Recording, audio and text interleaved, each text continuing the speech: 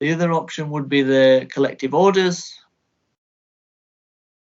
which is when everyone on their eShop, so all the different people around the eShop, are all putting into this collective basket.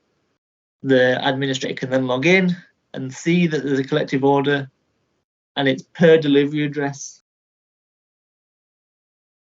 For this delivery address, we can click into it, and we can see that Mike Test on 21st added the shoes into a collective basket, and then Mike Warwick, the administrator, added a ball nose slot drill into it, and then the admin added another one in as well. Same item. You can see all the items that have been added in, who added them in, when they added it in, see the price and everything. And if you just want to put them all into your own cart, then as the admin, you just chuck them all in your cart, check out, and you can just buy everything, which is again a good way if you don't want everyone on the shop floor to be buying stuff.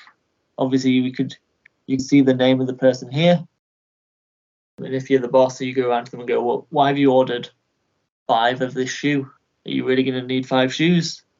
And they go, oh no, that was a mistake, obviously I needed 1, and they can just change it to 1 and add it to the cart from there as just 1. So it's a good way of manager or a purchasing person like sense checking all the things to buy.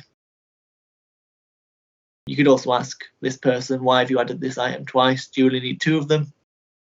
No, I don't really need 2. I clicked twice by accident, so you can delete 1. And it just updates, and then you can add all the products left once you've updated it into your shopping cart. Check out, easy.